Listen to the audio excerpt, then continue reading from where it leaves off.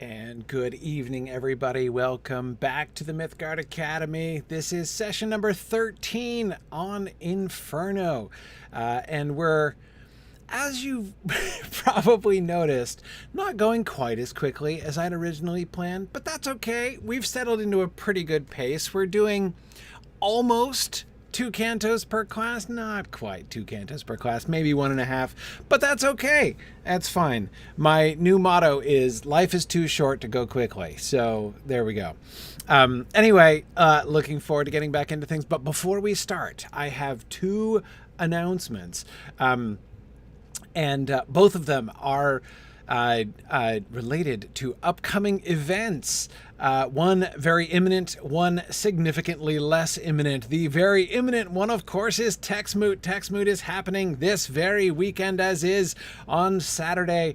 We are getting together for TextMoot. Looking forward to joining a lot of people there. We have really wonderful enrollment, so hope you can join us and a big crowd of wonderful people who are going to be all pretending we are cool enough to be in Texas this weekend. But in any case, we're going to be having a good time together. So textmoot.org, signumuniversity.org/events, and go to TextMoot there.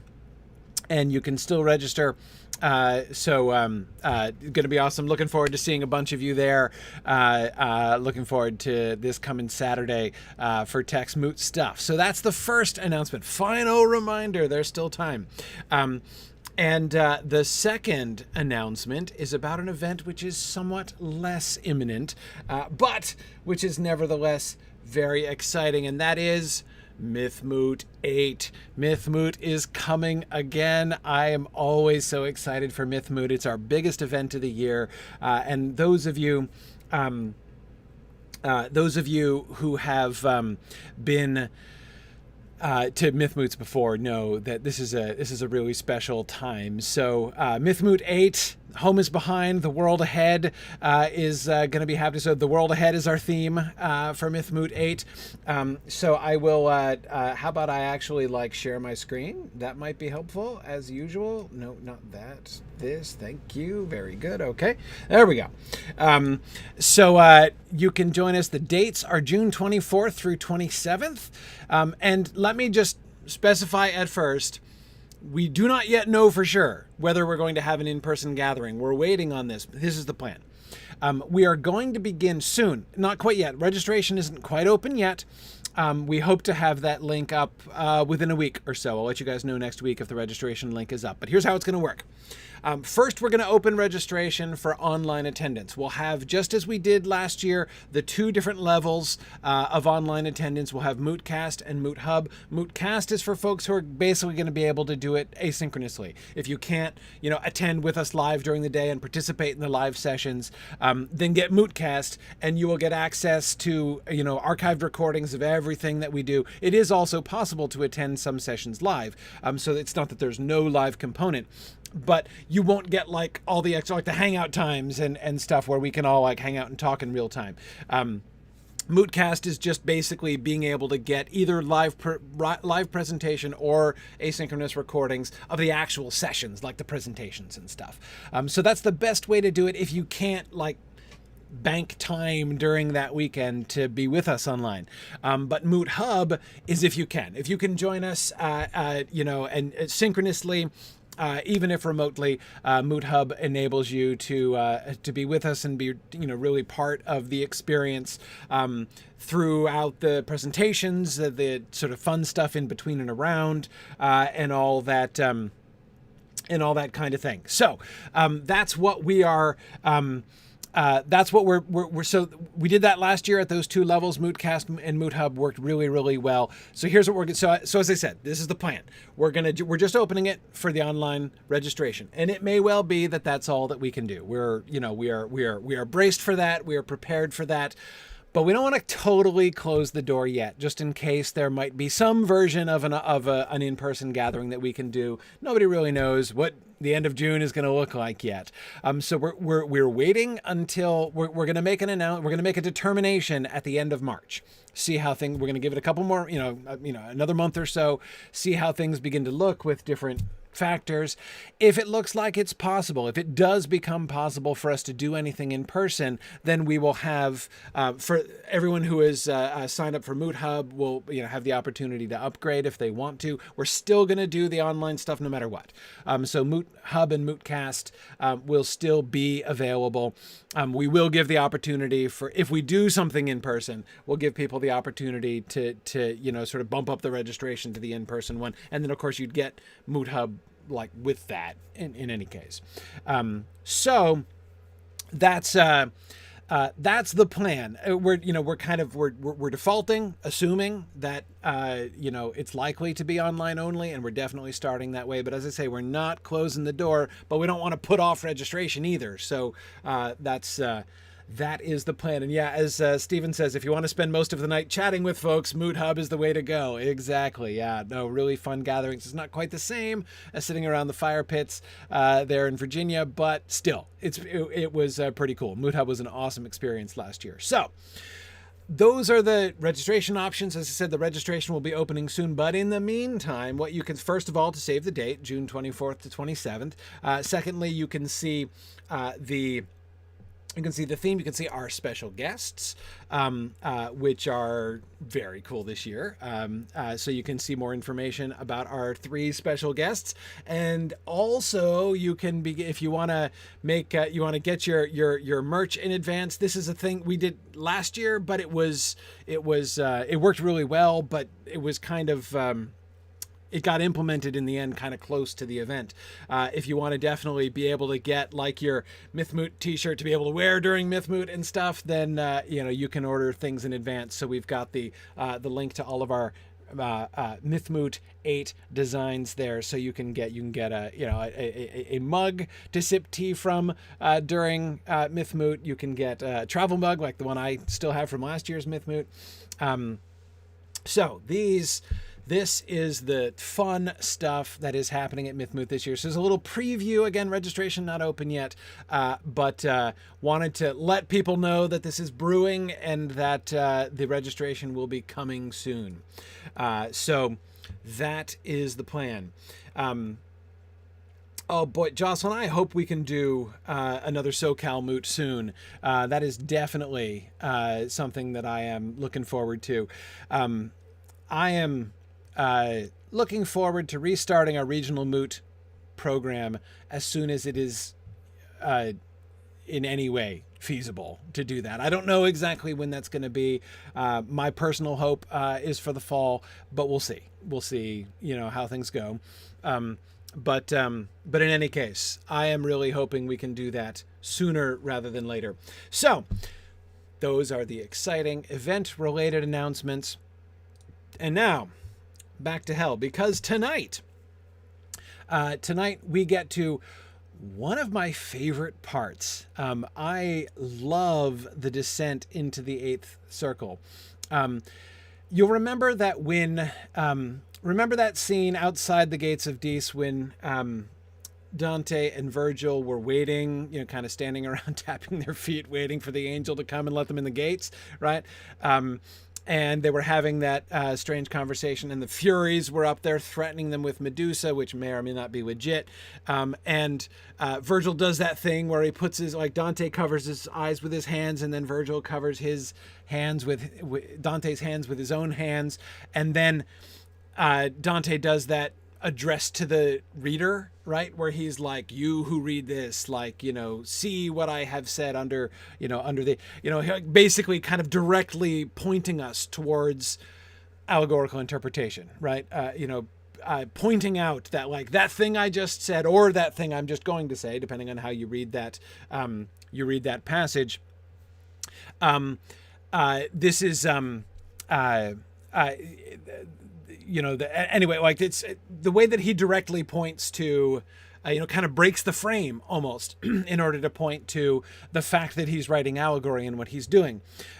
He does that again, of course, when we get to Jarrion, but the way he does it, or rather kind of like the stuff surrounding how he does it, is even more interesting. So yeah, Devorah, I hear you. Devorah says, about Jarrion, I have questions. Oh man, so do I. You and me both, Devorah. You and me both.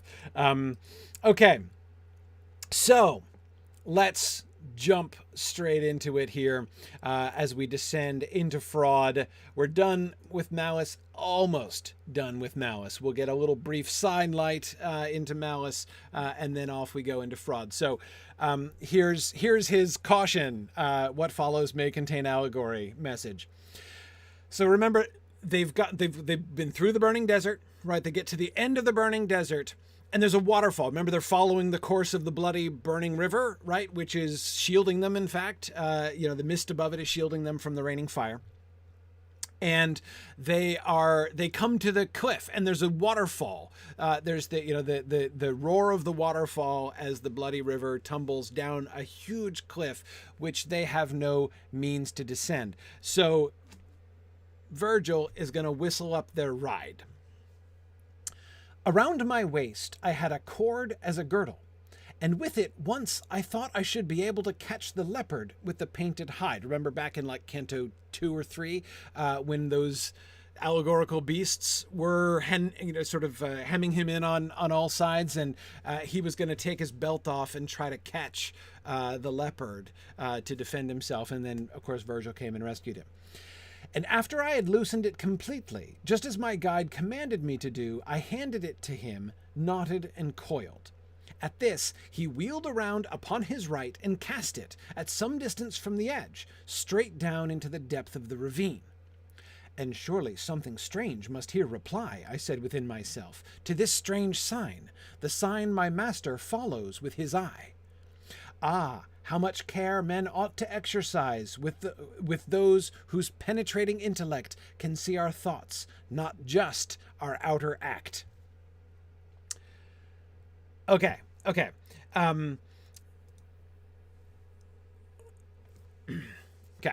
So,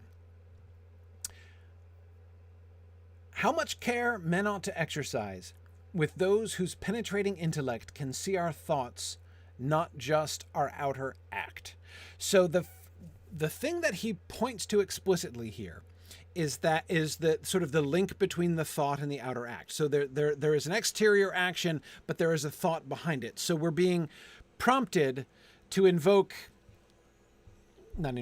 utilize, I suppose, our intellect, howsoever penetrating it may end up being, in order to see the thought behind the outer action, right? So one really simplistic way of paraphrasing what Dante says there at the end is, I'm trying to figure out what he's doing, right? Or you could paraphrase it even more simply with, what is Virgil thinking, right? Why is he doing this? What has he done? And why is he doing this? He says he can get them a ride down. All you have to do is give him your belt, right? And then he turns and chucks it over the cliff into the mist, right? And he watches it go, right? The sign my master followed with his eye. How much care men ought to exercise with those whose penetrating intellect can see our thoughts, not just our outer acts. So on the one hand, it's a prompting, I would say, to utilize our penetrating intellect to perceive the thoughts and not just the outer act, or to reflect that Dante himself was attempting to do so, right? But explicitly what he's doing is cautioning against this, right? You got to be careful around those penetrating intellectuals, right, who can see our thoughts and not just our outer acts. So, like, be careful around people who can figure out what you're thinking, by looking at what you're doing. So, Stephen, an excellent question. Stephen asks, did Virgil hang the cord from the cliff, or did he just chuck the whole thing off and send it plummeting down? Stephen, the latter, as far as I can tell, right? The whole, like, here, give me your belt and we'll use your belt to get down does sound like it's sort of setting up a, Frodo and Sam and the Emon Wheel kind of situation, right? Where they're going to, like, rappel down the cliff on, his belt. which may or may not be long enough to get all the way down. But that's not what he does, right? He's whistling up a ride. Jarrion is going to come up and take them down. So first he throws the belt, and then he watches where the belt goes, and then Jarrion emerges out of the mist and lands, and they're going to ride on him. So there doesn't seem to be any, well, practical application of the belt here. Like that's another thing which would seem to indicate that what's happening here is something symbolic rather than something literal, right? I mean, again, it's that nobody seems to be using a rope or belt, in fact, to do any climbing of any kind. Nor does Jarrion himself seem to have any use for the rope, right? It's not like, and then Jarrion comes up with like Dante's belt in his mouth, right? Like panting and asking them to throw the belt again, right? There doesn't seem to be any kind of cause and effect, like external cause and effect link between Dante's belt and Jarrion's appearance that I can see anyway, in the text. There does, however, seem to be some kind of cause and effect. Virgil, I mean, I don't think he's just doing this to make a point of some kind, sartorial or otherwise, right? I don't think this is fashion advice for Dante. Oh, much better without the belt, right? Let's just ditch that, and now you're fine. So I don't think it's fashion advice. I don't think that there is. I have no reason to believe it to be a magical belt, right? Which the casting of which down cliffs in hell conjures, monstrous taxi services. There's no reason to believe anything like that explicitly. And yet we do seem to be invited to understand that there is a cause and effect relationship here. When, Virgil seems to suggest that this is the mechanism by which they're going to conjure up the ride, in one sense. Now, Sharon, that's a really interesting question. Of course, we've been thinking about biblical connections and things, right? We always have to be carefully attuned when reading Dante to references both to scripture and to Greco-Roman mythology and classical works in general. And of course, thinking about allegorical belts, Sharon is exactly right to say that there is an allegorical belt which should probably come to mind, right? Which might possibly be relevant.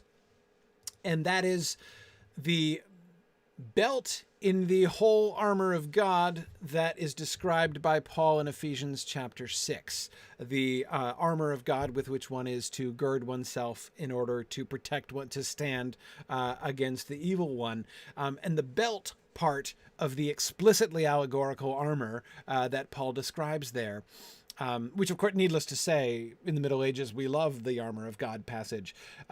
Or if anything, I think they were almost disappointed by it because Paul does the allegory explicitly instead of leaving it to them to do, which they quite prefer, I think.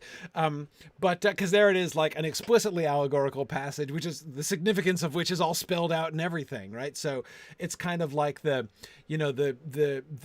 beginner. It's like the instructional version, right? To show you how it's done. And indeed, I would say one of those passages in the New Testament, which sort of explicitly, certainly in the mind of the medieval commentators, justified their allegorical approach. Because you can see that kind of thing is obviously germane to the way that the scriptural writers were thinking. Exactly, Serena. It's like allegory for dummies. Yeah. If you can do that, right? If you can, study the whole armor of God passage in Ephesians 6, and then pretty soon you'll be ready to go on to the advanced course, which of course everybody knows is the Song of Solomon, everybody's favorite passage in the Middle Ages to allegorize. But, okay. So now, so the allegorical belt, which is the belt of truth. On the one hand, it doesn't help me immediately, right? Making that connection to the allegorical belt of truth doesn't help me immediately. Bruce, exactly. That's my first thought too. Like, you're supposed to chuck truth over the edge of the cliff. Like, is it like, are we jettisoning truth here? That would seem not a good approach, right? Remember, the whole armor of God passage is about putting on the armor of God, not divesting oneself of the armor of God. That would seem counterindicated when you are descending into hell amongst all of the, you're like, he's preparing to go and meet Satan himself, right? So again, presumably you would think you would want more of rather than less of the armor of God. So it seems counterintuitive, but Bruce, here's the other thing I can't get away from. We're talking about fraud, right? Fraud is where and so the idea of removing truth and separating ourselves from truth in some sense as we descend into fraud seems relevant, right? I mean, the question of truth certainly seems relevant when we're about to transit as a transitional move to enter like, this is the mechanism by which we're cause and effect, right? The effect is we get to descend and enter the circle of fraud. And if the cause has something to do with removing truth in any sense, right? Well, again, I don't know that I get that. I don't know that I can explain it. I don't know that I see the full allegorical significance of it, but it seems not irrelevant anyway. So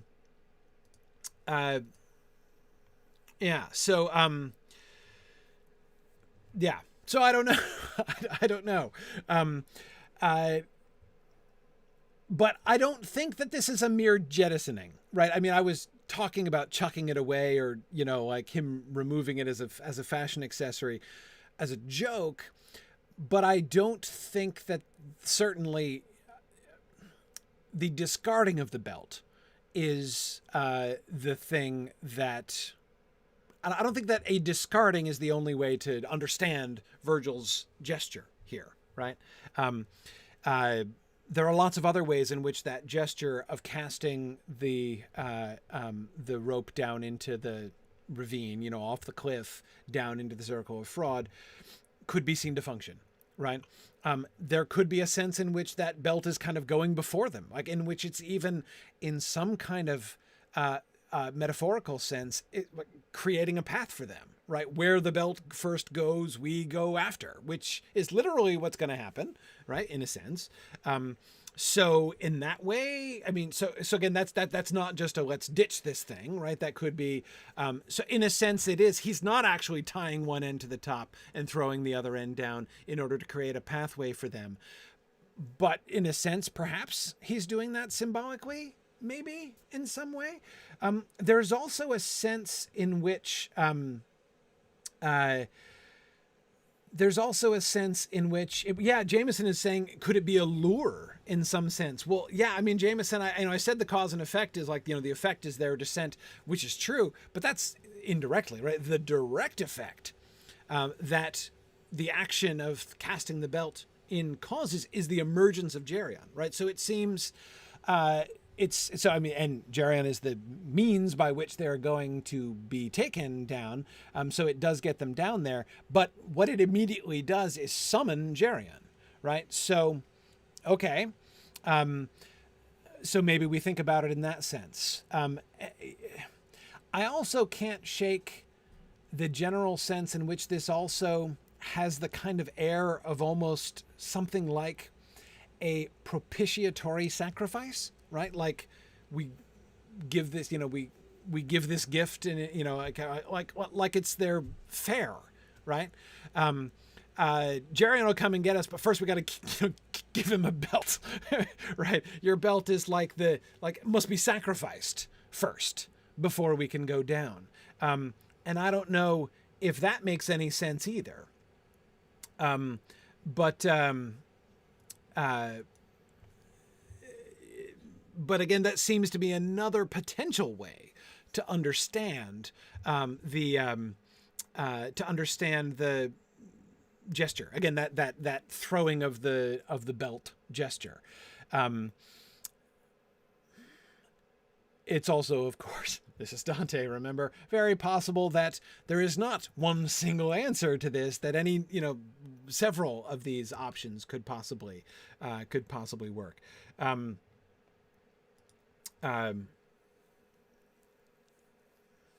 Yeah. So Sylvia, again, if we do associate the belt with truth, which again, as Sharon very aptly points out, we do have a direct allegorical line to that. I would go so far as to say, just as Sharon was suggesting, if there is an attribute that will be like first associated with the belt, I think it has to be truth. And again, considering that we're talking about fraud, that seems all the more likely, right? That would seem to be supported by context in that sense. Again, it's not proof, and the exact way in which that is meant to operate is not obvious. But that does seem so. So anyway, but Sylvia, getting back to your observation, if it is symbolic in that sense of like no truth belt, time for fraud, as Sylvia says, yeah, but it's a little uncomfortable, isn't it? Again, if the belt of truth, again, remember context of the armor of God, right? This is the armor with which you defend yourself from the attacks of the devil. That is the context in Ephesians chapter 6. So if the belt of truth is the thing that's, is an important element, right? An important element of that armor, divesting yourself of that is a questionable move. But it's not just that, Sylvia. It's also like, okay, if he is going to remove his truth in some sense, even if he has to do so in some kind of superficial way in order to enter, or as he's entering the circle of fraud, it connects him with fraud itself, right? It gives him personally a kind of fraud-based, connection, right? And that would be interesting and I would think important, right? I mean, and we've seen this, of course, many times before now. Moments of connection between Dante and the sinners that are immediately surrounding him, or sort of generally like the sin that is being punished in the relevant circle. And Sylvia, I would add that the thing that to me supports this idea is this isn't the only thing. If we if we take it in that way as almost I don't want to go so far as to say an indictment of Dante himself, but something kind of in that direction, if you see what I mean. If we do take it in that way, see this as a little bit of a link between Dante and fraud. He's going to establish some bigger links between himself and fraud. And that those links will be established through Jarrion, which, who is going to be summoned by the belt when it gets thrown off the cliff. So, in some way, Sylvia, it does seem to me that this act of throwing the belt off the cliff does seem to start this whole chain of events, which does, in my mind, keep coming back to connecting Dante himself with the concept of fraud, or at least inviting us to ask that question. The question of it seems to invite the question of Dante's relationship to fraud. Okay. Devorah's still stuck on the leopard. So I hear you. His explanation of the significance of his belt. With it, once I thought I should be able to catch the leopard with the painted hide, is, to quote the Lord of the Rings again, an explanation that doesn't seem to explain, in that I don't understand who the leopard was in the first place, right? That wasn't really clear to me at the time. So having failed the first test, I'm doomed to fail the second test too. So I don't really know. Was it the leopard who was associated with the leopard was the hungry one, wasn't it?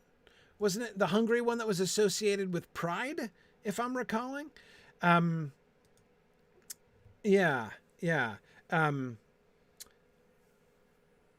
yeah. Stephen and Devora are both stuck on the leopard. I hear that. I hear that. I mean, the fun thing, and this is one of the things that's so delightful about Dante's allegory. It's not only really rich, like each passage is really rich, but the entire text is really densely interconnected. So it's sort of like those, you remember those SAT logic puzzles, like where you're given like the names of 7 students all sitting in a row and you have to figure out the order in which they're sitting, by the clues that say like, Susie is, not next to Bob and is 1 seat away from the person with red hair, right? And that, and like no one single clue is enough to really help you figure out where Susie is sitting.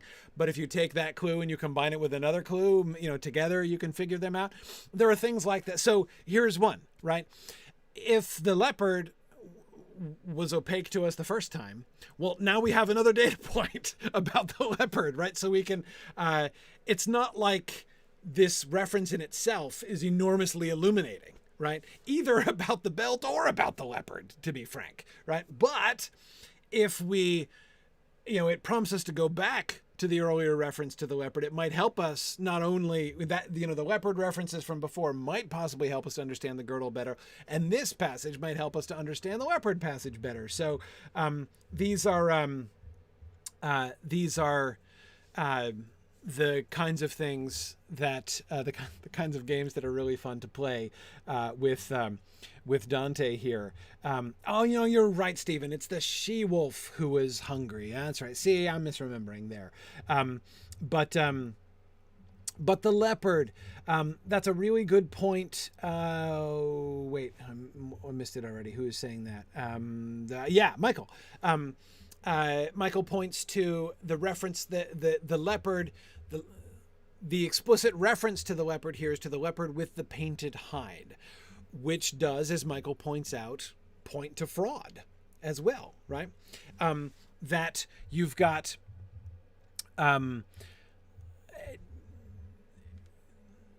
his hide is paint. So on the one hand, painted hide just means like it's multicolored, right?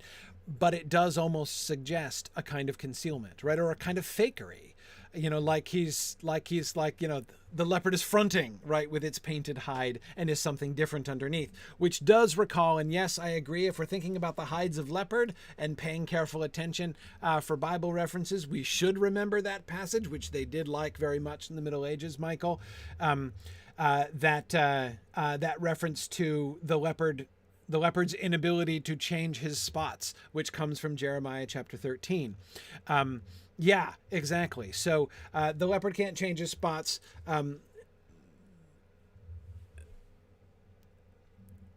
So the concept of the painted hide as related to fraud, does that mean that the leopard is truthful?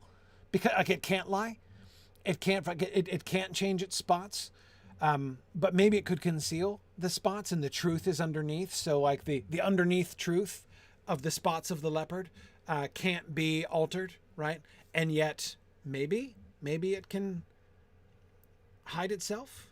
Maybe it can, I don't know. I'm not sure. I'm not quite sure how to take painted there. If we take that in terms of fakery as alter, because by painting something, of course, you are altering the exterior surface, and that difference between the surface appearance and the reality underneath, we're talking about fraud, right? So, that's very, very relevant, that concept of painting. But it might not be. And as Jameson points out, the spots of a leopard are camouflage as well, which again, about appearing to be something you're not or concealing yourself, right? Also seems relevant to the whole fraud question. Kid asks, doesn't the leopard have a political reference? Oh yeah, like back in the early, oh yeah, definitely. Certainly seemed to. And probably a moral one as well. and maybe other things also. Yes. Yeah. So, good. Okay, so David was looking back and said the role of the leopard in Canto 1 was to check Dante's progress up the mountain and force him to change his path. Okay, good. So, and it was the she-wolf that was coming up from behind, right? So there was the leopard, there was the lion, and there was the she-wolf, right? Yeah. Okay. Yeah. Oh, Devora, we're going to get into Jarrion is... We should probably move on, not because we're done with this, but because, again, this whole... The questions we're already beginning to ask and the things we're beginning to see here they're going to continue being relevant. So yeah, the description of Jarrion is going to be full of issues like this as well, for sure. So let's keep going. Let's just keep going. And again, remember that final reference to seeing the thoughts and not just the outer act, right? So you've got the external surface that can be seen and going beneath the surface of what is seen. So we also not only, and again, notice that how this pushes in two ways. On the one hand, it pushes towards allegory and allegorical interpretation, which is cool and legit and is a way of getting at truth. It's about truth. Allegory is about truth. It's not about concealment of truth. It's about truth. It's about how to uncover truth, right? So on the one hand, this idea of seeing the thing that lies beneath the thing on the surface is about unfolding truth. But of course, again, in the context of we're standing on the edge of the ring of fraud, that's a gap between the surface and the reality. That's the essence of fraud. That's what fraud is. And so his pointer here, just talking about, again, paraphrasing, I'm trying to figure out what Virgil was thinking when he chucked my belt down the cliff. He is pointing us not only towards like, yo, allegory on inbound, folks, right? But also fraud. Warning, danger, right? This is the very sin that is that we are about to confront. Serena says, and if the leopard might represent lust, which of course it might, then keep your clothes on. Then taking off your belt doesn't always necessarily seem like the best plan, does it? Yeah, that could be a problem too. All right, anyway, so with all these things in mind, all these questions and no answers in mind, let's keep going.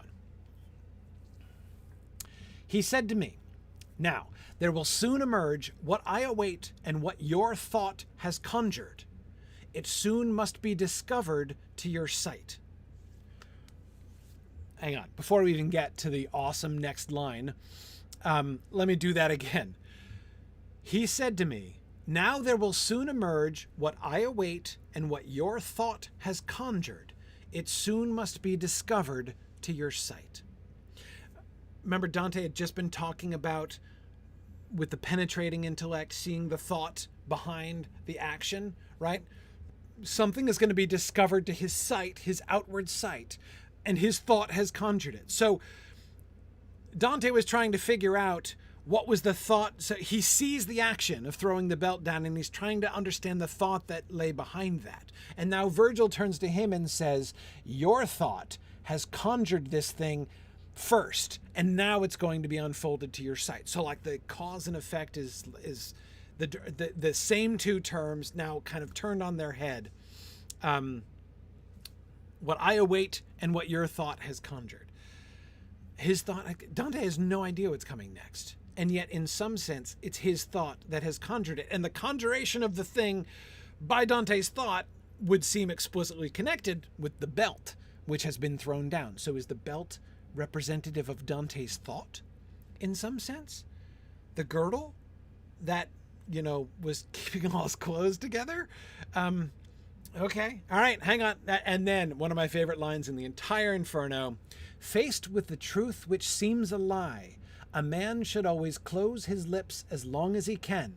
To tell it shames him, even though he's blameless. But here I can't be still, and by the lines of this my comedy, reader, I swear, and may my verse find favor for long years, that through the dense and darkened air I saw a figure swimming, rising up, enough to bring amazement to the firmest heart, like one returning from the waves where he went down to loose an anchor snagged upon a reef, or something else hid in the sea, who stretches upward and draws in his feet.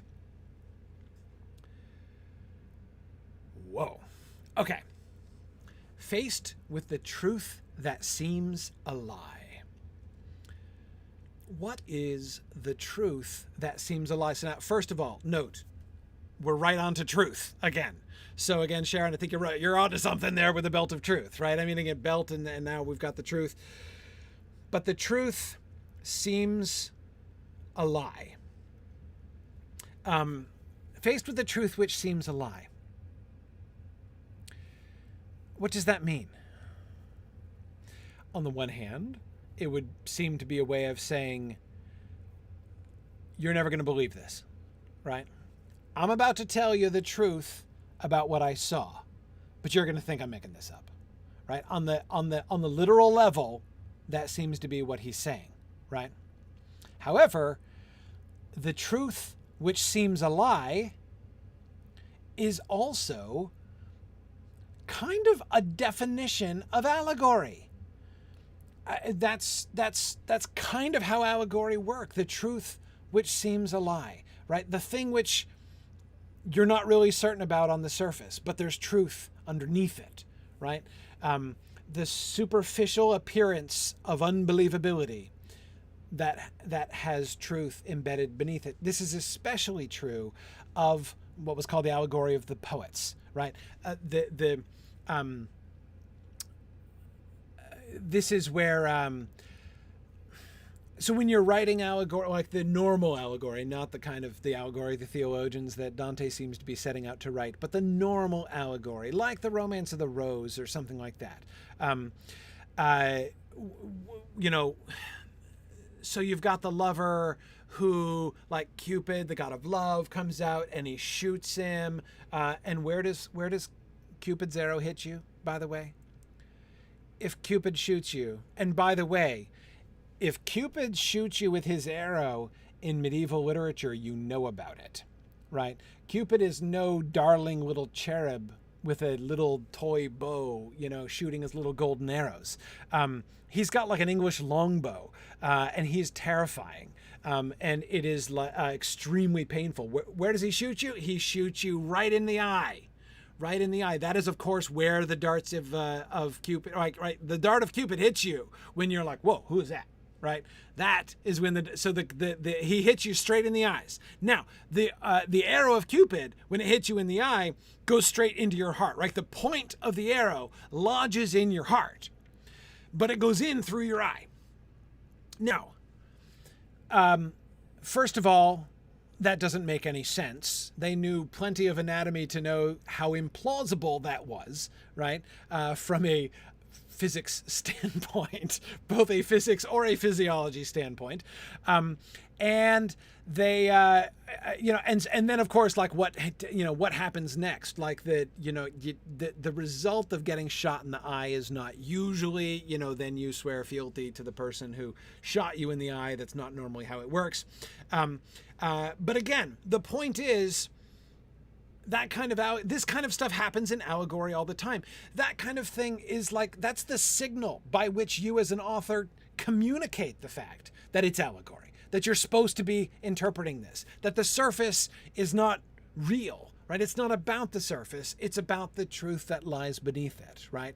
This is not a story about an actual archer shooting actual arrows. We're talking about love here, right? We're talking about sexual love. So orient yourself to that and prepare to actually hear the truth, right? The actual message that's on the symbolic level and which the literal level is just pointing you to. Okay? So that's normally how allegory works. It is a truth which seems like a lie. Okay. So on the literal level, he's saying you're never going to believe this. But on another level, it sounds like Jarrion is almost like the arrival of Jarrion prompts him to say, again, it's like a second allegory disclaimer, right? If the first thing about the penetrating intellect, seeing the thought behind the action, was already one pointer, right, to the fact that allegory is incoming, this seems an even more overt reference to the fact that allegory. I mean, it's almost like Jarrion might as well have the word allegory on his forehead, right? Okay. But what should you do when you're faced with the truth which seems a lie? A man should always close his lips as long as he can. To tell it shames him even though he's blameless. So if you know people aren't going to believe you when you tell them the truth, right? If the truth that you have to tell is too unbelievable, is so strange, it seems like a lie, it's going to shame you. It's going to bring shame to you because nobody's going to believe you, even though it's not your fault, right? You're not actually lying. It's really the truth, but it seems like a lie. But here I can't be still. So here is Dante speaking in the first person. And now remember, Dante speaking in the first person is not strange, right? I mean, he's been speaking in the first person all the way through. He's the pilgrim, right? So this is just Dante, the character, right? Saying, oh yeah, like I probably shouldn't even try to describe this, but I'm totally gonna anyway, right? Except no. And by the lines of this my comedy, reader, I swear. What? He's swearing the truth of what he says on the lines of his poem. So it's not Dante the character, it's Dante the poet speaking directly to the reader, addressing the reader of the poem explicitly, right?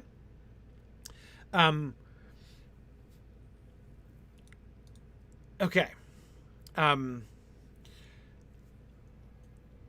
Yeah, Leanne, there is fourth wall breaking going on here, right? As he explicitly addresses the reader. By the lines of this, my comedy. And this is important. This is a very significant moment because he's just named his poem for the first time. The Commedia is what this poem is now to be called, and we didn't know that in advance. Remember, this is not, this is pre-printing press. We, in the post-printing press world, have been trained to see a title first, right? Like you see a title on the spine of the book before you pull it out. Like that's how you know what the book is, right? That was not a thing in the same way. You don't put the title on the end of the scroll or whatever it is that you have your man, even if it's in a codex, right? That was not a general thing.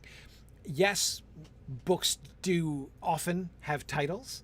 The titles are often, pulled from the first line, right? Or something, and so you will see it's a very common practice for a medieval writer to kind of announce the title if they actually want to control what the book is called. Again, this is not something that like a publisher is going to slap on the title page, right? They have to sort of explain it within the work itself, what it's called and sometimes why it should be called that. That doesn't happen here. That doesn't happen here until here. Canto 16, we get the title of the work. He names it, and he, in naming it, swears by it. Swears for the truth of what he's going to say. So he is on his own authority, on the, he sort of takes his own authority as a writer, authority being an important word when you're an author, especially, when you speak Latin and those two words are the same word. And the very poem that he's writing, and he pushes it all to the middle of the table, right? He's betting this all on Jarrion, on what he's about to describe. I mean, this is a huge wind-up for this thing that he's about to describe, this truth which seems a lie. And which, of course, oh wait, hang on a second, the truth which seems a lie, this is the circle of fraud, right? What is fraud? Define fraud. Isn't fraud a lie which seems like truth, right? That's kind of what fraud is, right? But again, it's a little so on the one hand, you could say is the opposite of fraud, right? This is the unfraud. Except like any kind of gap between truth and seeming is uncomfortable in a fraud context, right?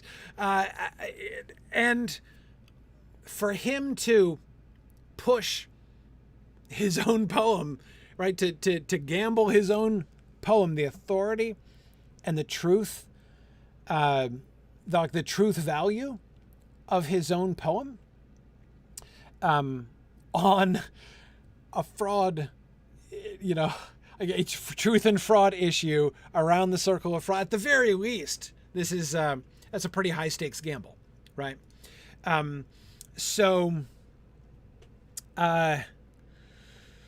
Okay. So what's he swearing? By the lines, I swear that through the dense and darkened air, I saw a figure swimming, rising up, enough to bring amazement to the firmest heart, like one returning from the waves. So it's the sight of Jarrion, which, remember, Virgil's already introduced this. There will soon emerge what I await and what your thought has conjured, and it must soon be discovered to your sight. So the revealing, the uncovering, which again is exactly what allegorical interpretation is, right? You've got truth which is covered over, and you're uncovering the truth which lies underneath. That's the process of allegorical interpretation. So this idea of discovering something to your sight, even what physically is there, this mist, right? The mist and cloud from which Jarrion emerges, right, is like the allegorical mist, the mist of symbolism from which the truth emerges when you properly interpret it, right? And he is, and that is the thing that he's gambling his poem on, that this figure which emerges, which is discovered to his sight, but which his thought had conjured. Thus, so he draws attention on the one hand. First, Virgil says that Jarrion, this thing which is which is physically emerging, which is being discovered to his sight, the thing which is swimming up that he's swearing about, was conjured by his thought. What else is conjured by his thought? Oh yeah, his poem, right? So he is connecting his artistic work with the this figure which which we have on Virgil's authority has been conjured by Dante's thought, which is apparently in some way represented by or connected to his belt, which may or may not have something to do with truth, which was first thrown down in order to bring it up. And so, Serena, yes, this idea of unbelting could very well in this context be connected with apocalypse, revealing, unveiling. Apocalypse, of course, literally means revelation, uncovering. Right. So the concept of apocalypse is a very important one in the Middle Ages. We talk about apocalypse a lot, not in the modern sense, not always in the modern sense. The apocalypse, the association of apocalypse with the end of the world is semi-coincidental. Like, it's at the end of the world that things will be revealed, right? But it's not, when we talk about the apocalypse as the end of the world, it's not the actual end that we're interested in. What we're interested in is that it's at the end that we're going to finally get all the spoilers, right? That's when that which is hidden is going to be uncovered. So the apocalypse, it's not a coincidental connection between the apocalypse and the end of the world, exactly, but that's not what the word apocalypse means. An apocalypse is an unveiling, a revelation, an uncovering. And so, yeah, that even a partial, right, physical disrobing comes before that. Again, he's not totally disrobing, right? Just taking off his belt. But again, that action in this kind of apocalyptic uncovering context, yeah, that also, I agree, that certainly seems conspicuous there. Yeah. Yeah, Stephen, exactly. The book of Revelation, what is called Revelation, the Greek word for that, that's the Apocalypse of St. John. That's literally what the title of that book is, of the Bible. Yeah, exactly. And that was the emphasis. Again, when, the emphasis in the medieval reading of Revelation, of the Apocalypse, was on the apocalypse part, on the uncovering part. What shall be uncovered? Not just about what a modern Christian might call end times prophecies. They were much less interested. We're not uninterested in that at all. I mean, especially once the Black Death came around, we became a lot more interested in end times prophecies when the Black Death came around. But again, the main point of Revelation is the Revelation thing. Anyway, okay. Now. So let's see. So Serena says, did he make up Jarrion? Is he literally conjured by his thought? Sort of. Jarrion is, of course, a classical figure. This is another figure from Greco-Roman mythology. Jarrion was one of the labors of Hercules. He had to overcome Jarrion. So Jarrion is an actual character, and so in that sense is real, not invented by Dante. But, and it's a huge but, Jarrion is nothing like what Dante describes. Dante's Jarrion is totally unprecedented. This is not how Jarrion... Jarrion, as he's generally described, is a triple-bodied dude. Jarrion is like the precursor of the three-headed giant in Monty Python and the Holy Grail, right? He's not like this sort of dragon, scorpion, manticore thing that Dante's about to describe.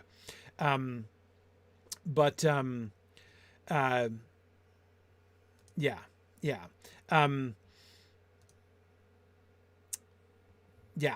Kit, I agree. Kit is saying, given medieval fashion, taking off a belt is not insignificant. I agree. It's not a total disrobing, but it would leave you a bit vulnerable in some ways. Yeah, absolutely. Absolutely. But anyway, okay. So, and then let's just notice the epic simile that is used to describe. So he's swimming. The Jarrion, who's not even named yet, right? But the figure that's coming up.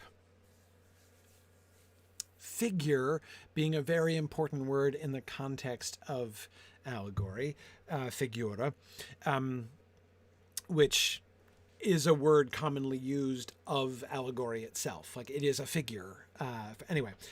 So the figure which is emerging, both the literal profile of a thing and the allegorical figure, which is swimming towards him or flying towards him or whatever it is it's actually doing, is like a swimmer, a diver, except not diving, coming back.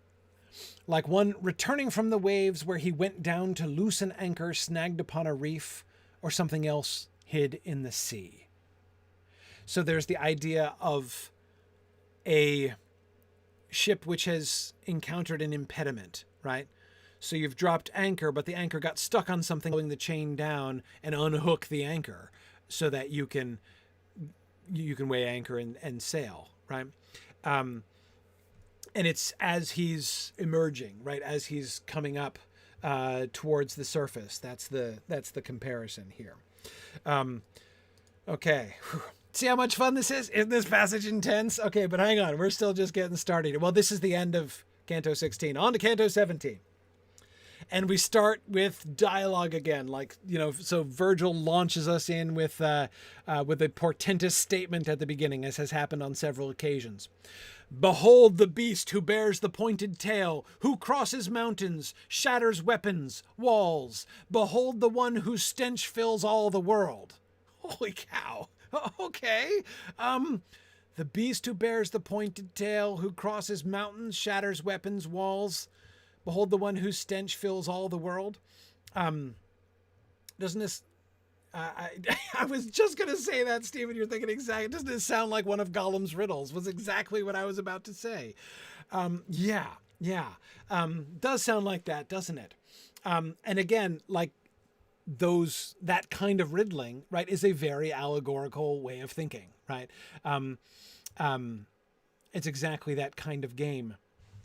So, and, David says, should we be thinking about the great beast from Revelation? Well, David, I don't know how not to. The beast from the sea, especially with the swimming, right? That just so it's coming up like a swimmer, emerging out of the water. And then we've got this monstrous figure who emerges as from the water, and we get behold the beast who crosses mountains, shatters whose stench fills all the world. This now, it sounds very much like we are literally in the apocalypse of St. John, right? In Revelation chapter 13, if I'm getting that correctly. We've got the beast from the sea, that figure from the book of Revelation, who is usually called by modern people the Antichrist, though that word is never used of that figure in the book of Revelation. The Apocalypse is called the beast from the sea. The word Antichrist is used in the New Testament, but it's not used there about that. Now, that's a connection. I'm not saying it's a crazy, modern, ridiculously wrong idea. That was a connection that went back. I just wanted to point out that it's not, I try to not to call the beast from the sea the Antichrist because that's not in the text. But anyway, so should we be thinking about these first three lines certainly sound apocalyptic in the modern sense, right? I mean, behold the one whose stench fills all the world. Wow. Okay. Who crosses mountains, shatters weapons, walls. Yikes. Okay. So that's quite an introduction. So did my guide begin to speak to me, and then he signaled him to come ashore. The beast, that is, close to the end of those stone passageways, the ones they've been walking down with the river. And he came on, that filthy effigy of fraud, and landed with his head and torso, but did not draw his tail onto the bank. The monster is identified as a filthy effigy of fraud. A filthy effigy of fraud. So it is connected with fraud. This is not just a dude who happens to hang out near the circle of fraud. This is a filthy effigy of fraud. And an effigy, right? An effigy is an artificial, it's not real, right? It's a fake mock-up of something. And if you turn it around and look at the back, or if you poke through it, there's nothing inside, right? It's all surface and no substance, right? Which, of course, is exactly what fraud is as well. So that works as a kind of emphasizing, right, kind of amplifying concept, right? Filthy effigy of fraud. But wait, is it like a double negative? Does it mean he's not really fraudulent? Right? He's just an effigy. So he looks like fraud on the outside, but inside he's not actually fraudulent. There's no real fraud to him. I don't know if it's a double negative in the modern sense or the Middle English sense, but I don't know. But David, absolutely. This is now like the third time, essentially, that Dante has said in like flashing letter. I mean, in his terms, right? In flashing letters, allegory, right? I mean, like he is an allegory of fraud. And just in case we didn't catch that, we're now going to get the description, and the description, which again is almost explicitly like it's. Even if you had gone all the way to Canto 17 without ever once being even the least bit suspicious that there was allegory going on, right? If you were the least attentive reader ever to read Dante's Commedia, right? I'm talking about medieval readers here especially. this passage assuming you had ever been introduced to the concept of allegory, which if you're a medieval reader, you'd be very likely to have done, you're not going to miss this. The face he wore was that of a just man. So gracious was his features' outer semblance, and all his trunk the body of a serpent. He had 2 paws, with hair up to the armpits. His back and chest, as well as both his flanks, had been adorned with twining knots and circlets. No Turks or Tartars ever fashioned fabrics more colorful in background and relief, nor had Arachne ever loomed such webs. His face is the face of a just man, but his body is the body of a serpent. Again, I don't know how to do it. If that does not set off every single allegory alarm you have, I don't know what to tell you, right? It's obvious that we are meant to be, that he's not saying so I discovered a strange species of, which is a strange hybrid of serpent and just person, right? It's not, right? Okay. And yeah, Dvorak, he's painted. He's He's got all these bright colors, right? So you're remembering Dvorak the painted leopard from before? Yeah. We're coming back to there too. Okay. And, Stephen, yes, the combination of man and serpent makes you think of Genesis 3, right? The serpent, which brought the temptation that prompted Eve to eat of the fruit of the tree of knowledge of good and evil. Yes. Okay.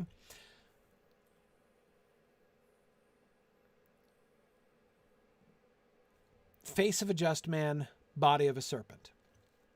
With only that, it seems clear, because we've been given the indication in advance. Remember, I said that there are similarities between allegorical interpretation, especially allegory of the poets kind of interpretation, and riddle games, right? That same kind of activity. You see a character who's described, and again, on the literal level, it doesn't make any sense at all, right? I mean, he's no person would ever do this. The things described will be physically impossible, but it doesn't matter, right? That's not the point. The point is you're being given clues in order to interpret what it is, and it's like a riddle. So you'll get this description of this person, like a lady and her clothes, and it's you got to figure out who is that, right?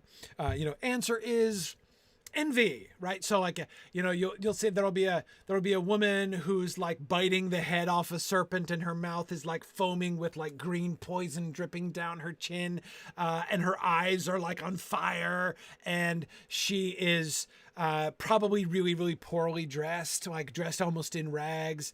So you get all this description, right, of what she's like, and there's an answer, right? The answer is envy. Okay, it's envy. Great. Okay, right now I see that. But again, what's the point? What's the point? It's not just a parlor game, right? The point of this is, through those kinds of descriptions, you can communicate truth about envy, right? This is a good way to convey lessons, right? Rather than just giving a little lecture on let's have a heart-to-heart about envy. Right? And talk about what is the effect of envy on the human spirit and upon your relationships with other people and all these. I mean, you could do that, right? You could just give a long sermon about envy, but that's boring and everybody knows that. So instead you depict an allegorical figure. And of course, we really like actual physical images like this. These kinds of icons, allegorical icons, were really, really popular through the Renaissance as well. In fact, you can see the evidence of the memory, not memory, I mean, because they're still current. You can see these things in Shakespeare a lot. Shakespeare will often describe that kind of tableau, a kind of quasi-allegorical tableau himself, because that kind of idea was really popular. People used to dress up. They used to do cosplay, actually. So you would have in a say the Queen was doing a procession through the streets, right? You would have a float, right? You'd have a wagon where you would do a live action cosplay allegorical tableau, where you would, so you like the queen would come riding through and behind her would come like justice, or something like that, right? They love this kind of thing. Anyway, it seems like that's the kind of thing that Dante's doing here. And it often happens. I said it's like a riddle game, but it's not always a game. Often how you do it, if what you're really interested in is not just like entertainment, again, to get people to guess, which is fun, but instead teaching, right? Moral teaching, you give the name first. You're right. So again, with the envy example I just gave, right? You would say like, then I beheld an image of envy, and then you describe the image, right? So that all of the really cool and often really, kind of graphic and sensational details are like they're edifying. Like you've been given the key, you know how to interpret it, and so you can kind of take it to heart and you can understand. You're provided the context. Dante's just done that. Filthy effigy of fraud, right? So allegory, but now that's been interpreted. Fraud, right, is on his forehead. And what do we get? Face of a just man, body of a serpent. Okay, effigy of fraud. I see what you did there, right? So it looks like a just man on the surface, but underneath, serpent, right? Okay. And of course, those of you, New Testament fans, if you're thinking about generations of vipers and, making clean the outside of the cup, but inside is all uncleanness. Yeah, you're on the right track. This is Jesus's condemnation of the Pharisees in the Gospels. But anyway, okay, just man, head, serpent, body. Cool. Clean sailing. Except, wait, we're not done. There's more. 2 paws with hair up to the armpits.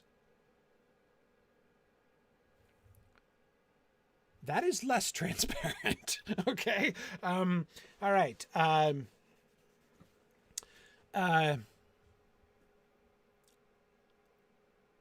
agree, Jocelyn. Serpents don't usually have hairy armpits. I have no idea. And it's not just the armpits. Hairy up to the armpits. So he has arms, but the arms aren't bare. The arms are hairy all the way up to the shoulder. So he says to the armpits to tell us, I think not just to invoke the idea of bushy armpit hair, but to tell us that the whole body is not hairy, right? So don't imagine just because he's got hairy arms with the 2 paws doesn't mean that his whole body is hairy. So it's not like a furry serpent. The serpent body is serpentine, I guess, scaly, except we're not totally, it doesn't have scales. It's adorned with twining knots and circlets. Super colorful. Super colorful. That's, the Turks and Tartars are famous for their really colorful stuff. Garments and clothes and carpets and things like that. Okay, good. Sarah's thinking like animal rather than human in its actions. Good. I agree. The paws in place of hands. We should be thinking about actions, like what it does, like hands being the actions you perform, right? Your face being like the front that you present to the world, right? Or even like the words that you say, of course your mouth is in your face. The body, though, being the substance that lies behind it, but the hands, instead of hands, it doesn't have human hands, it doesn't have the hands of a just man, it has the paws of an animal, right? So they are more, Jarrion, the effigy of fraud is more bestial than human in its actions. Sarah, I like that. Sarah's thinking even of like ape-like arms, like furry arms, maybe like an ape, which could suggest, apes are famous for, imitating, aping things. That's where the verb aping comes from. They imitate. Do they actually do this? It doesn't matter. We know this in the Middle Ages. That's what they're famous for. So that's possible. Sharon's asking, is he tattooed? I don't know if he's tattooed. I don't know in what way he's adorned with twining knots and circlets. I think the knots, it's not literally not like, I don't think anything is tied. Like he doesn't have hair because the hair just goes up to the armpits. it's his back and chest that are adorned with knots and circlets. So I assume that means the patterns, like the visual patterns that are on it, like knot and circle patterns. So like intricate, loopy, and interwoven knot, lines and loops on his person, right? And very, very brilliantly colorful. Turks and Tartars, though. What else do Turks and Tartars have in common apart from colorful garments, which they do? What else do they have in common? What else they are? Yes, they are non-Christian, David. Exactly. They're heathens. Yes. So that's a caution, right? Which again, like colorful, beautiful, attractive, but dubious, right? From the medieval Catholic perspective. So again, fraud seems to map with fraud. Nor had Arachne ever loomed such webs. Arachne. We're doing lots of Bible quotes this evening. Lay some mythology on me here. Arachne, what's significant about Arachne? Who is Arachne?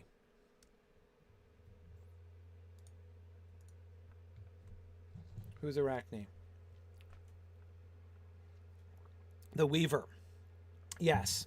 The weaver who was the greatest weaver ever, who made the most wonderful tapestries ever made.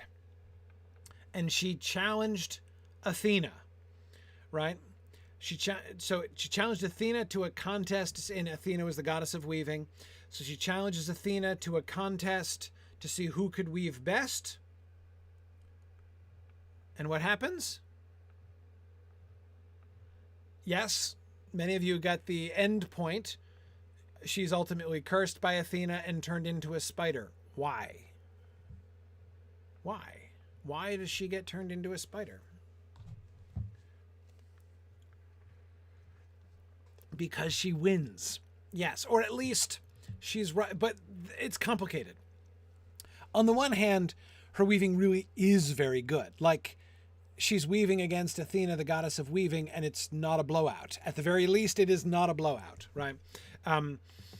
So there is potentially some envy there. But yes, it's not Michelle exactly. It's not only that she, and good, Torlonio has this too.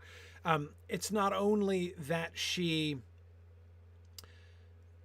does it really well and Athena is like petty and jealous, right? That's not the whole story. The story is what she chooses to depict in the tapestry that she weaves during the weaving contest, in which she's challenged the goddess, remember. So the context is she's challenged the goddess and said, I'm better than the goddess. And the subject matter that she chooses to weave into her tapestry is essentially the dirty laundry of all the gods. I'm going to go through and I'm going to tell stories of all the bad things the gods have done to mortals that they should be ashamed of, right? So that's a bad look as well, right? And so in wrath at in wrath at her effrontery and blasphemy, and tinged perhaps with envy at her skill, Athena turns her into a spider. Okay, especially Zeus. Yes, especially Zeus's indiscretions. Absolutely, yeah. So there are a couple things generally associated with Arachne. I mean, spiders, yes, but more than that. With the story of Arachne and Arachne's punishment. One, artists. I mean, she's one of the greatest human artists of all time. Arachne is one of those artist figures in mythology who achieved, near, like the pinnacle or near the pinnacle of human art, right? And there are several of those, right? Arachne, Orpheus, Daedalus, right, in his own way.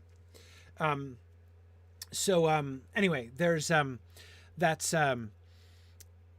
the so one associated with Arachne is artists, makers, storytellers, because she's doing all those things, and arrogance, hubris, biting off way more than you can chew, rising up inappropriately above the mortal station, which is what she does and what she gets punished for, right? And as a consequence, she is transformed into a beast, into an insect. I know they're not insects, but we don't care in the Middle Ages. They're bugs. She gets transformed into a bug. Yeah, so, okay. All right, now, so it's the decorations on the chest and back of the monster still unnamed, which is being compared to, it's better, right? Nor had Arachne ever loomed such webs. He's more gorgeous than Arachne's products, than Arachne's tapestries. Okay. All right. Fraud. We're being told. So what? How do we do this? Like, how do we unpack this as experienced allegory interpreters? Right. If the basic just man face, serpent body, serpents definitely being associated with liars, deceivers, tempters, of course, from Genesis 3. So the connection between serpents and fraud is established, long established, right? Genesis 3 being long ago. So we have the basic framework, but we continue to get details, and every detail that we get tells us more, right? Tells us more about fraud. So the snaky part that lies, but this is interesting, isn't it? If fraud is a beautiful surface that is ugly underneath, this monster is more complicated than that. He has the face of a just man, and he's a serpent behind, right? Which maps onto fraud.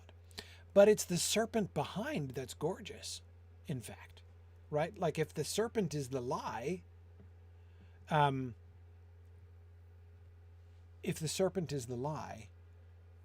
the lie itself is also gorgeous. So the lie isn't only the face of the just man, right? Even the truth, which is the fact that it's a lie, is also itself gorgeous. Okay. But wait, there's more. Well, we'll get the more later on, because we now interrupt this scene, right? He's come ashore, and Devora, yeah, you made the point before about how it's interesting that, like, now the edge of the cliff is now the shore. He is continuing to perpetuate that beast from the sea action, right? He continues to sustain the metaphor that the edge of that cliff is the shore of a body of water, right? And that the monster is not flying, but swimming up from the circle of fraud. But all the action is paused for Dante to go backwards and finish the Violent Against God tour. Because remember, we only saw two groups. There were the groups that were on their backs, there were the groups that were walking or running, and there were the groups that were sitting. And we never saw the sitters, right? Besides, we were promised usury and we never got it, right? So while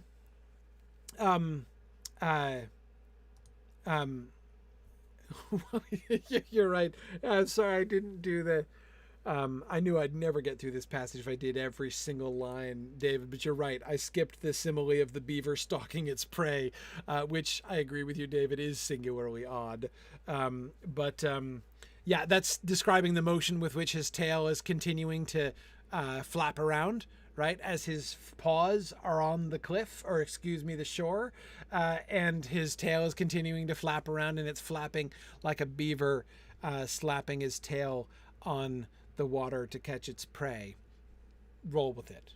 Roll with the natural philosophy. Again, it doesn't matter what real beavers do.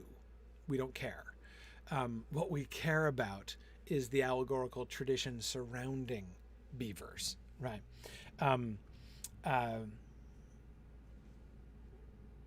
Yeah. So anyway, okay. But we're gonna pause. I was really tempted. I've been doing, the passages in order. As we've been kind of going through the whole passage, the whole poem. This is one of the places where I was really tempted to rearrange them in order to let's get the usury stuff out of the way first, and then let's do the whole Jarrion thing. But I decided, no, we can't do that, because it's part of the singular strangeness of this entire scene that we get this interlude in the middle, that usury is presented as an interlude in the middle of the Jarrion incident. Virgil's going to have some private words with Jarrion. Meanwhile, Dante, you toddle off on your own and go see the usurers, right? All right. So I went on alone, and even farther along the seventh circle's outer margin, to where the melancholy people sat. Despondency was bursting from their eyes. This side, then that. Their hands kept fending off at times the flames, at times the burning soil. Because remember, they sit on the soil, which is itself burning too. So they're not only fending off the flames, which are still falling there, but the burning soil. Okay. Not otherwise do dogs in summer, now with muzzle, now with paw, when they are bitten by fleas or gnats or by the sharp gadfly. When I had set my eyes upon the faces of some on whom that painful fire falls, I recognized no one, but I did notice that from the neck of each a purse was hung that had a special color and an emblem, and their eyes seemed to feast upon these pouches. So that they have these crests, right, on the pouches that are hanging around. There's a purse hanging around their neck with a family crest, basically. And these were houses. So there's political significance here of the houses, the usurous houses that are being pointed to here. And their own eyes are feasting on their pouches. So they while they're beating off the flames like, dogs trying to scratch multiple flea bites at once, their eyes are feasting upon the family crests and the purses that hang around their necks. They're still fixated on the money while they're being tormented from both directions by the flames.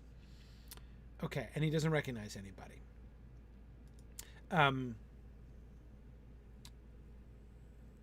Okay. Yeah, David, I agree with you, and I'm gonna come back to that in a second. Well, no, it's fine. We'll do it now. David was saying that for the last several cantos, we've been seeing gradual transitions between the circles, like the wrathful before the circle of the violent, like the gradual transition, not the sharp demarcation between like the avaricious, right, the prodigal and the miserly, and the swamp of wrath. Usury, which is akin to fraud, continues the pattern. So yes, I do think it's not a coincidence that we now interrupt this transition to fraud, right? This introduction, having been introduced to the concept of fraud with this really remarkable allegorical figure to which all this attention is drawn, we now pause to go think about the usurers again. So the way in which the usury seems to be, and there's also, this would seem to be also represented by their physical location, right? They are sitting on the burning sand of the circle of violence, specifically in the zone of the violent against God, but they are sitting right next to and looking down over the circle of fraud, right? So that certainly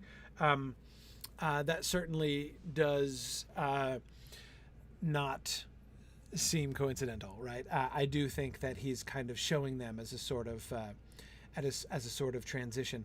Marilyn, the fact that these crests seem to be out, assuming that those crests belong to the people who are wearing them, would seem to suggest that it is their own purse, like they're fixated on their purses, on their own, they're fixated on their money, which would certainly seem to fit into the pattern of the way in which the punishments seem to be the perpetuation of the sin, like that, just them continuing the sin, in some kind of graphically external way. That their own torment, even their inability to escape the burning in both direction, while their eyes remain fixed on the money. There's remember Capanius, right, with his blasphemous speech and his defiance. His eyes are fixed on God, right? He's staring straight up into the heavens. And that too is a as we talked about, obviously the continuation of his defiance, which obviously carries on unchecked. But he is staring straight up at God the whole time, right? And they're staring down at their purses and their own family emblems as well, which also suggests it's not just a label. It is a label, right? But it's not just a label. The connection, right? This sort of essential link between the purse and the crest, and the fixation on the crest and on the purse sort of suggest a link there, even an identity between those two things. That it's not just an identifying marker of the family who happened to have been usurers, right? But that this family, it's like usury is like the essence of this family's position. This, that there's a much closer link that he seems to be suggesting there.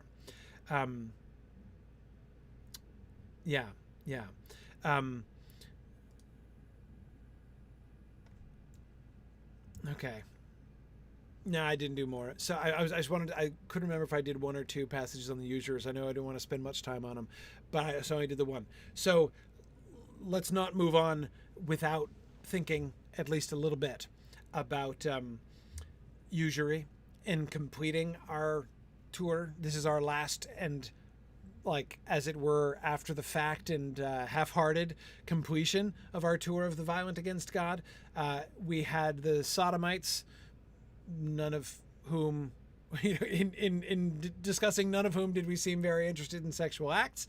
And we had the blasphemers, who were at least blaspheming, and now we have the usurers. So the three different ways in which people are violent against God. One is in open rejection and defiance of God. The second is the Sodomites, which, remember we were looking at primarily what he is focused on, not on sex, but on the use of wealth and on teaching, right? And we talked about in both cases what seemed to be the emphasis on the desert, the burning desert, right, and the not bearing fruit. And now usury, which also, of course, doesn't bear fruit. And there's a close link between the wheeling dudes, right, at the end of the violent, the zone of the Sodomites, the ones whose emphasis is on money, right? What's the distinction between those who are, use their money unfruitfully and those who are usurers, right? And there is a difference. The one seems to be in the improper use of money, and then these are the improper gain of money, right? The inappropriate gain of money. Usury was understood. Lending at interest is explicitly forbidden in Old and New Testament. So it's understood to be a bad thing to do. Like, this is a violation, and so it is characterized by Dante here as a violation of the divine order, a fundamental violation of the divine order. That is what all of the violent against God have in common. That is the common thread of all of these, why they are all characterized as violence against God. And if usury seems like perhaps the strangest one of all of these, that it should be, remember, that was also the one we've already had an explanation. We've had an explanation of all that stuff by Virgil, right? When he was asking, Dante was asking questions as they were about to descend into the seventh circle. Remember, he asked, it was like, usury? What's up with usury? And Virgil gave us an explanation way in advance, right? About how, there are ways which, like, you're supposed to, like, interact with God's world in order to make your living, whether it's like directly, like growing things like a farmer does, or whether it's even, like making things, being a craftsman, that's legit, right? To like produce something, to interact with the world in a fruitful way. But usury, just money, using money to make money, is barren, is parallel to the kind of barrenness that we were talking about last time with the circle of the Sodomites. So anyway, that's seems to be the connection. Not only the usurers are sort of set aside, we don't get much of them. He doesn't recognize them. It only lasts for a little short time, and then he's back to Virgil. So, okay. I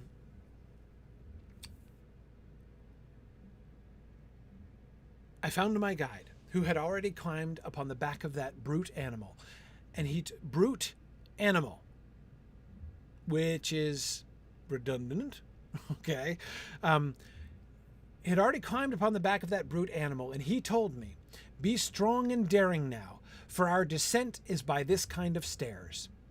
You mount in front. I want to be between so that the tail can't do you any harm." As one who feels the quartran fever near and shivers, with his nails already blue, the sight of shade enough to make him shudder, so I became when I had heard these words. But then I felt the threat of shame, which makes a servant in his kind lord's presence brave. I settled down on those enormous shoulders. I wished to say, and yet my voice did not come as I thought, "See that you hold me tight." But he who, other times, in other dangers, sustained me, just as soon as I had mounted, clasped me within his arms and propped me up, and said, "Now, Jarrion, move on. Take care to keep your circles wide, your landings slow. Remember the new weight you're carrying." Okay.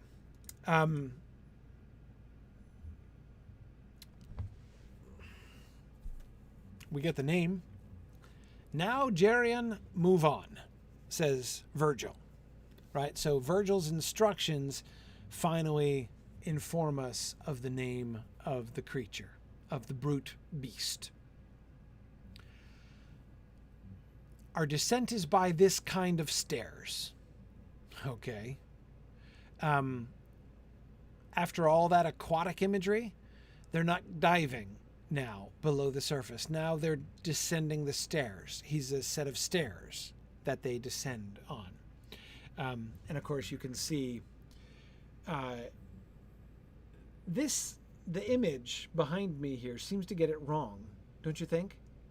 That's got to be Dante there and Virgil. Virgil's supposed to be behind him. Why is Dante in the back? It doesn't make any sense. I didn't notice that before. But it's okay. They get the tail wrong too, because the tail is very serpentine. Why does he have back legs? I don't remember back legs. We're told he's got arms and paws. Maybe he's got 4 of them, but it didn't suggest he had 4 of them. But anyway, we do have a kind of a serpentine tail, but it doesn't end in a stinger, which it's supposed to end in a stinger, like a scorpion. And Leanne and Jocelyn both, I didn't remember a reference to wings. Did we get a reference to wings? At least yet? I don't remember a reference to wings. Again, remember, he didn't look like a flyer. He looked like a swimmer, right? Who draws up his legs, right? Maybe that's why we think he's got hind legs. Or maybe that's just, the forelegs. I don't know. Yeah, it is like a medieval Balrog controversy. Yeah, does Jarrion have wings? That's a much more open question than the Balrog question, for sure. Yeah, Jameson, exactly. There's not even a shadow that reached out like wings. Exactly. Okay, but anyway, all right. Okay. Brute animal. Be strong and daring now, for our descent is by this kind of stairs. Dante is being enjoined to be bold and daring. Strong and daring. Remember the daring. That's important. Okay. Virgil is going to protect Dante from the tail of Geryon. So the serpent's tail, the fraud part, the lying part, the fancy part, the beautiful part, the Turk and Tartar part, the Arachne part, might wound Dante.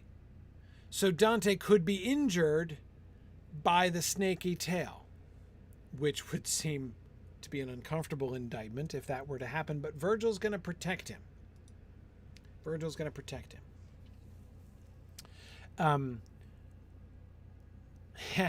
Bruce, you're absolutely right. Good one. Good catch there. We're about to cross an important boundary, and your guide is saying, be strong and courageous. You should be thinking of Bible quiz. Got it. Yes. Joshua. You should be thinking about Joshua, who gave the famous be strong and courageous speech right before the Israelites crossed over the River Jordan in order to enter into and occupy the Promised Land. But David is also thinking the pilgrim who has lost his truth belt is now in danger of being poisoned by falsehood, right? Corrupted by falsehood. That would seem dangerous, right? But fortunately, he's got Virgil to protect him and to stand in the midst between him and the tail, which Bruce, of course, I can't help but think is, remember, how do they cross the River Jordan? How does Joshua get over there? The Ark of the Covenant goes and they bear the Ark of the Covenant out into the middle of the stream, and the River Jordan stops, right, and backs up. It piles up behind and they cross over on dry land, right? So that that interposing, right, of a divine protection in order to enable them to cross over, it's not an exact parallel, but again, I agree. It seems relevant. Again. Okay. But we're standing between that and the tail. Now, but Bruce, you're absolutely right.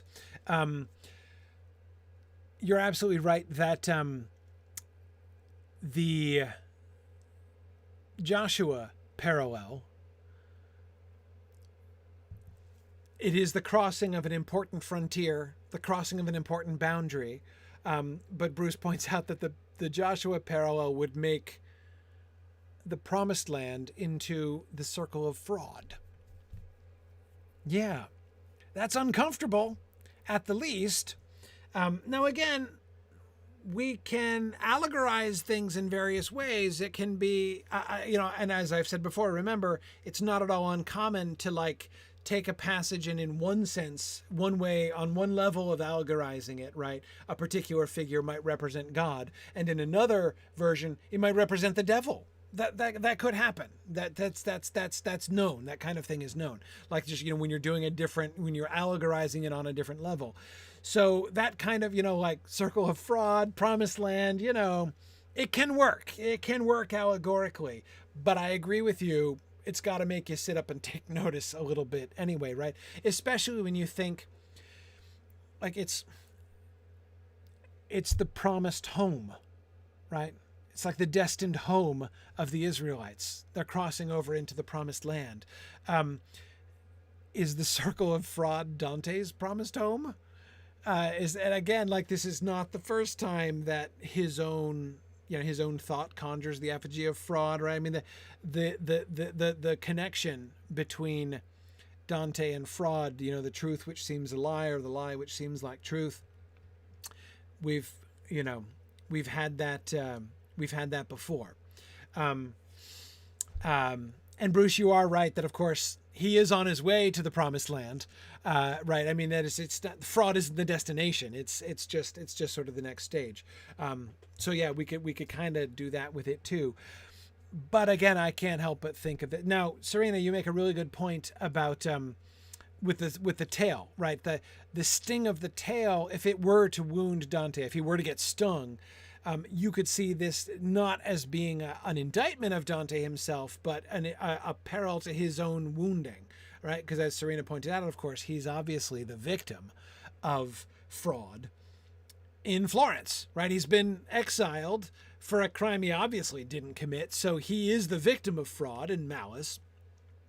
And so yeah, you could see that as, once again, fraud preparing to strike against him, but this time he's going to be protected by Virgil. Yeah, I think that works too. But I have other reasons to think that that's not certainly the way to read that. That Dante himself is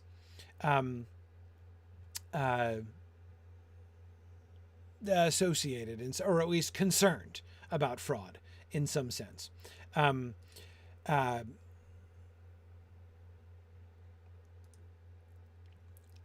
We'll end with this. I do not think that there was greater fear. So he's again characterizing his own fear here. Which he previously was connecting with illness, trembling, and fever. I do not think that there was greater fear in Phaethon when he let his reins go free, for which the sky, as one still sees, was scorched. Nor in poor Icarus, when he could feel his sides unwinged, because the wax was melting, his father shouting to him, "That way's wrong," than was in me, when on all sides I saw that I was in the air, and everything had faded from my sight, except the beast. Oh, and remember the beast, who's kind of like the beast from the sea in Revelation? Whose stench fills all the world? That's all he can see. Slowly, slowly, swimming, he moves on. He wheels and he descends, but I feel only the wind upon my face and the wind rising. He can see nothing. All he can feel is the wind upon his... He feels only the wind upon my face and the wind rising. Now, these comparisons. I was really afraid. Let me tell you how afraid I was. I was as afraid as Phaethon and Icarus. That's how scared I was. Pretty scared. Who's Phaethon? Two really prominent mythological references here. Who's Phaethon? Apollo's son. Yes, the mortal son of the god Apollo, god of the sun. What's Phaeton's claim to fame?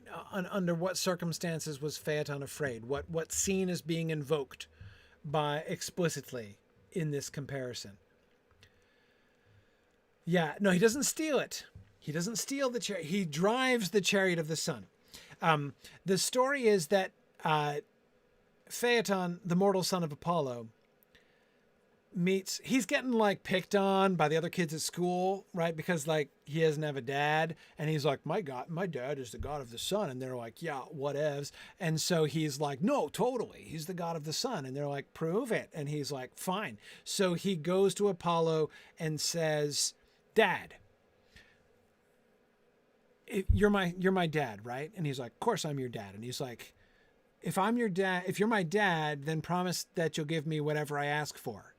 Which you never do, but they always do, right? So he's like, sure, yeah, I'll give you whatever you ask for. And he says, okay, I want to drive the chariot of the sun one day. let me drive the car, right? Is what he asks for. And Apollo is like, well, crap, right? I have to do it because I promised that I would give him whatever he asked for. But I know for a fact he's going to die, right? Because no mortal possibly can control the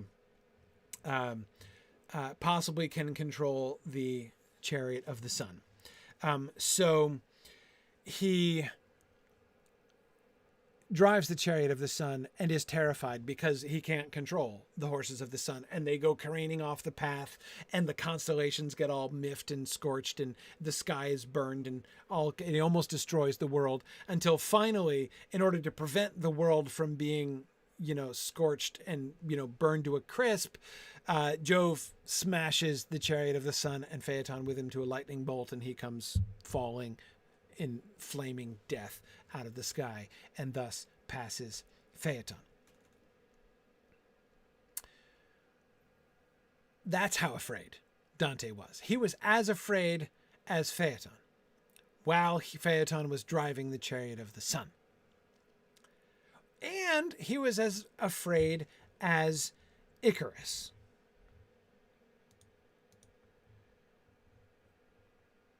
When was Icarus afraid? Who was Icarus, and when did he get scared? He got scared when he was unwinged, right? Who's Icarus? The one who flew too close to the sun. Yeah.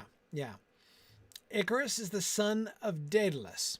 Daedalus, the great inventor, the great artist, the great maker.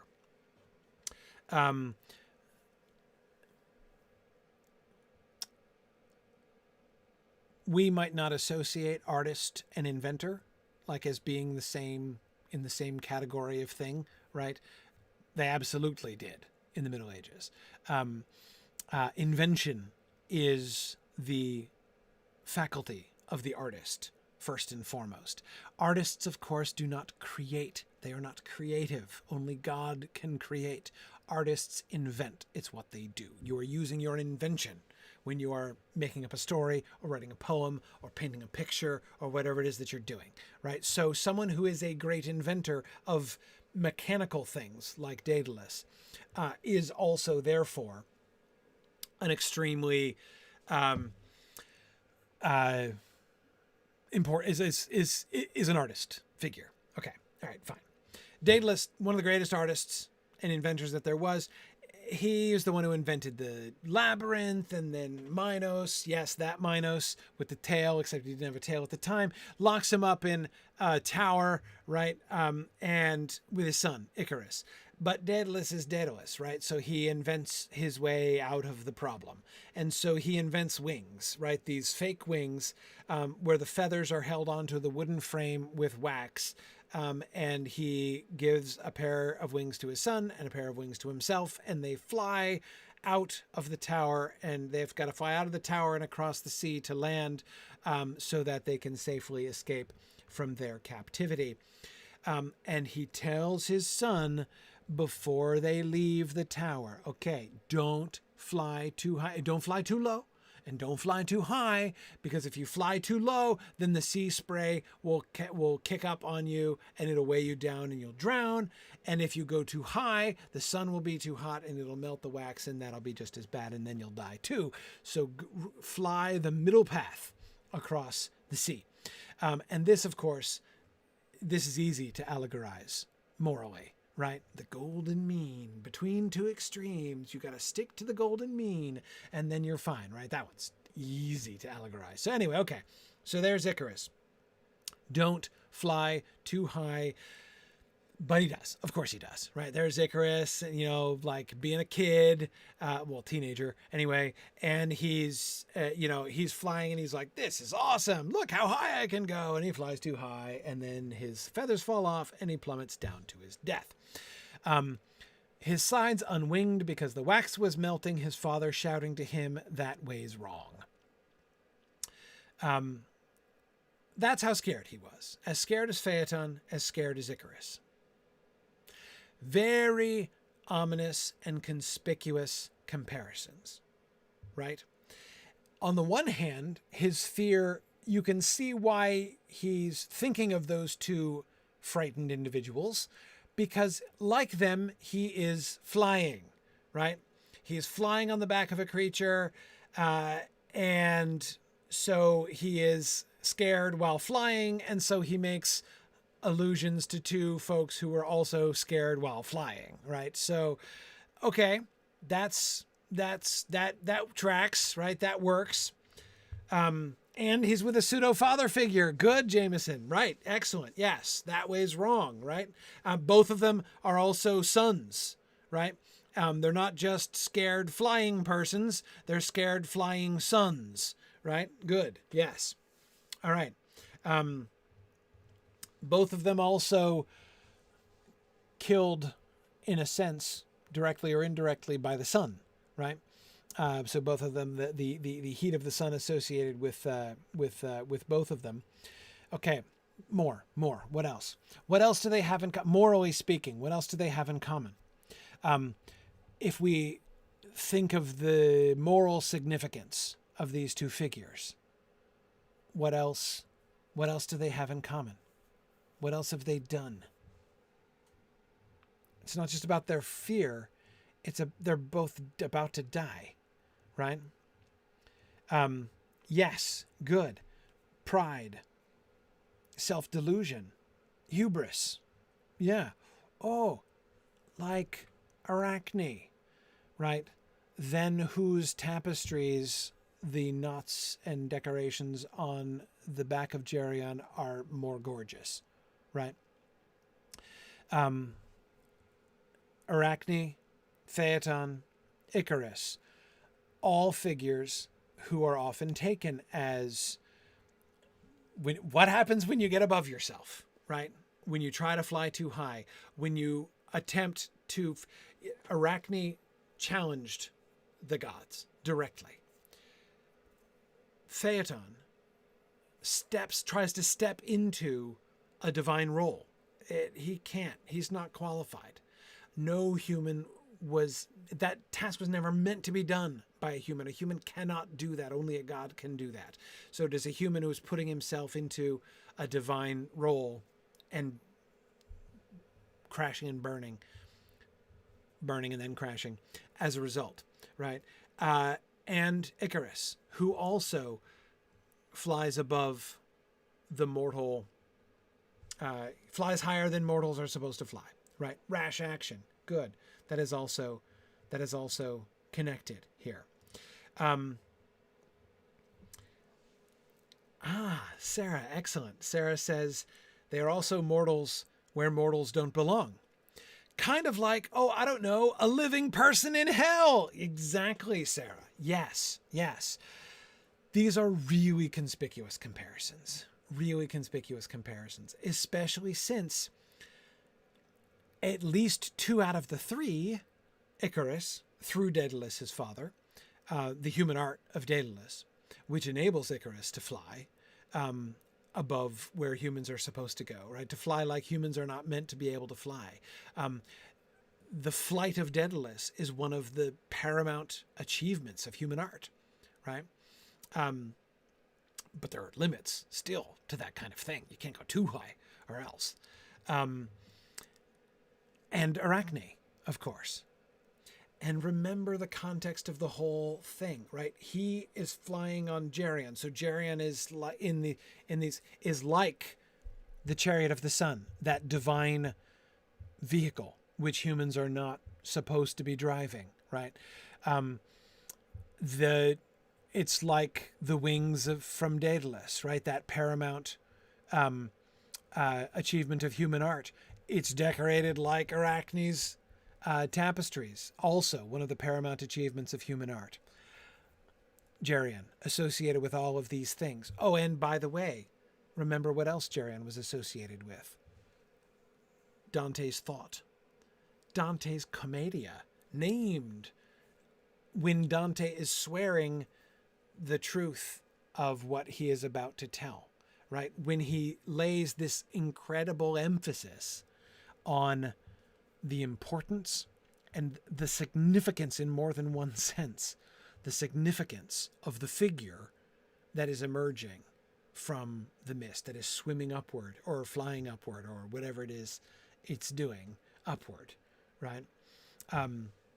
He swears by his comedy, by his poem, that by his allegorical poem, that this allegorical figure that he's describing is true. That effigy of fraud. It's a true effigy of fraud, whatever that means. And a true allegorical figure. But it's also like the vehicle of the gods, like the paramount human art, which leads to human destruction. And Dante is like Phaethon. Dante is like Icarus. As he is riding the back of Jarrion, this allegorical figure invoked in the name, sworn, the truth of whom is sworn by his Commedia itself, he is like Phaethon. He is like Icarus. He is like the mortal who has gone beyond where mortals are allowed to go. Sarah, exactly like being a living person who is taken to places where human living people are not allowed to go, not supposed to go. He is being taken above mortal status, right? Above mortal range. And he is in danger. He is afraid like those mortals were afraid. Not afraid lest he come into danger, but afraid like they were afraid when they were dying, when it was too late for both of them. And he is not flying upward. He's flying downward, right? He is descending on the back of Jarrion, slowly, swimming again down into the sea, the allegorical sea, the sea of fraud, the sea like the sea from which the beast emerged.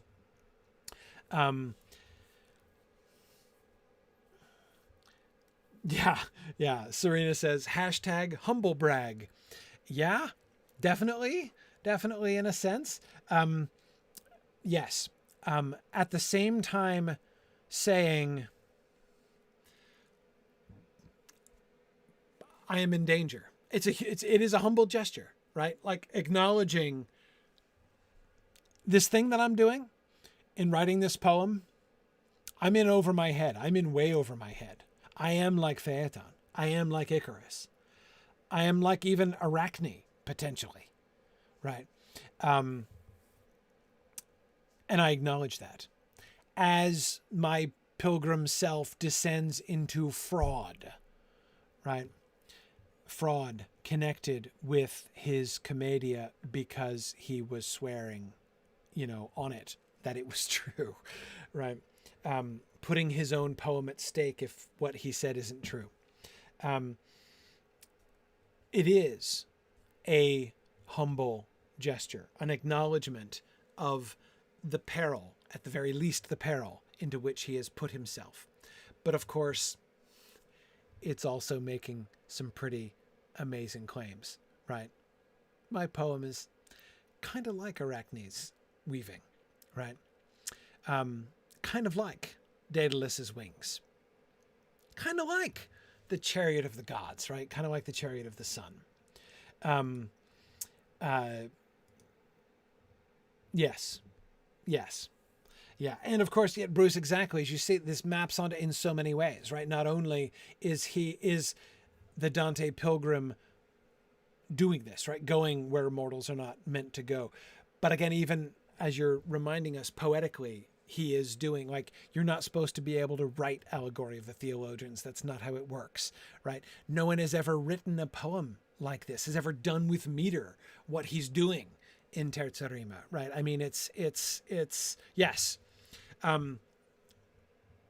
He is explicitly, consciously setting out to break the boundaries of human art, and he knows it. And he's aware of what that implies. He's aware of the kind of company that puts him in doing that. But doesn't mean he's not doing it. And it's in that context, right? In the same, in the beginning of the incident, which ends with him comparing himself to Phaethon and Icarus, that he names the poem, right? And it's not the introduction, it's the middle. Well, not the middle of the entire poem, right, which is all three cantica. The middle of the whole poem is, of course, in purgatory. But you know, it's in the middle, near the very middle of Inferno here.